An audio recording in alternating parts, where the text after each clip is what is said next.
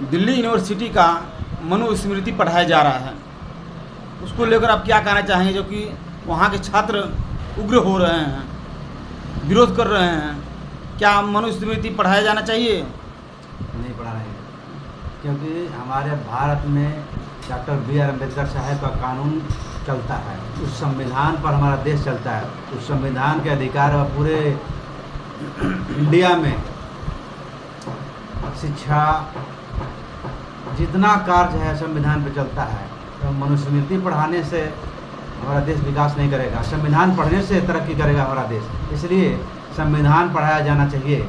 हमारे लोग जब इसका खिलाफ कर रहे हैं तो सही कर रहे हैं, गलत नहीं कर रहे हैं। इसलिए इस संविधान को हमारे जर्रे जर्रे में, पूरे बच्चों में पढ़ाया जाना चाहिए। संविधान पे ही सारा कुछ चलता है, संविधान से हमारा देश चलता है, संविधान से हमारा देश तरक्की करता है। इसलिए संविधान को लागू होना चाहिए। तो सर, मनुस्मृति में क्या ऐसा चीज़ दिया है कि वो लोग विरोध कर रहे हैं, छात्र वहाँ के विरोध कर रहे हैं? मनुस्मृति में पर्सनल चीज़ है, अपने मनोवादी, पाखंडवादी, रूढ़वादी, परंपरावादी, ये सब बातें इसके चलते वो लोग मनवाना चाहता है कि मेरा बात सब माने, सब मेरा दास बन के रहे, नौकर बन के रहे, हम उस पर दबाव डालें। इसलिए वो लोग अपना ये बात मनवाना चाहता है।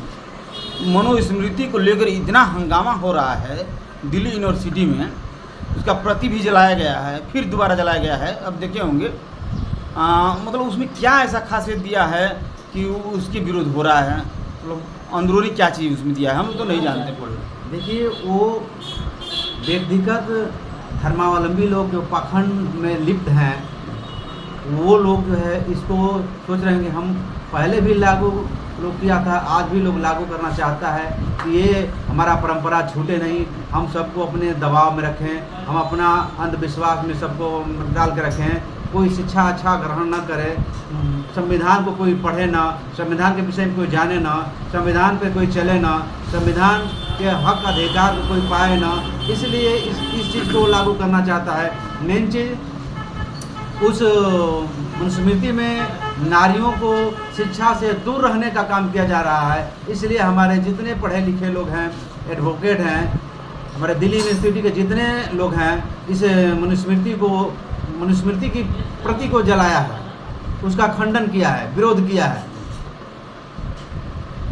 ऐसे सुनने में आ रहा है कि जो मनुस्मृति का जो पहले का जो कानून था, मनुस्मृति के माध्यम से उसमें पता चलता था कि लोगों को कान में शीशा पिला दिया जाता, डाल दिया जाता था, उसका जिह्वा काट दिया जाता था, उंगलियां काट दी जाती थी अगर आवाज़ स्वरों के ऊपर आवाज़ उठाने पर। तो क्या ऐसा सच बात है क्या? हाँ, ये सच बात है। कारण कि उसका शिक्षा जो था, उस मनुस्मृति का जो शिक्षा था, अदर लोगों को पढ़ाने का अधिकार नहीं था, सुनने का अधिकार नहीं था, कहने का अधिकार नहीं था। इसलिए उन लोगों का जीभ काट दिया जाता था, आँख में भोंक दिया जाता, कान में शीशा पिला के गला के डाल दिया जाता था कि अगर जान जाएगा जिस दिन तो हमारा विरोध करेगा। तो शंभू ऋषि एक दलित जाति से आते थे और उनको भी शिक्षा, जो बच्चों को शिक्षा दे रहे थे, उनको भी मरवा दिया गया।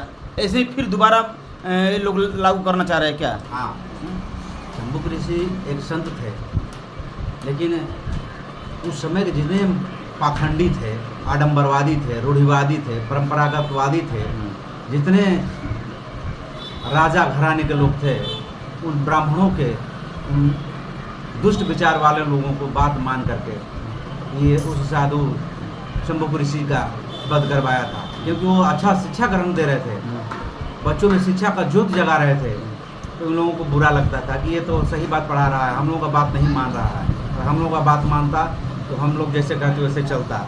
तो ये लोग इस बात को लेकर के, उस अच्छे शिक्षा को लेकर के उनका गर्दन कटवा दिया लोग। मनुस्मृति में महिलाओं को सती प्रथा का भी मतलब उसमें क्या कुछ था क्या सर? हाँ, था जी सर, आपसे बात जानना चाहेंगे हम।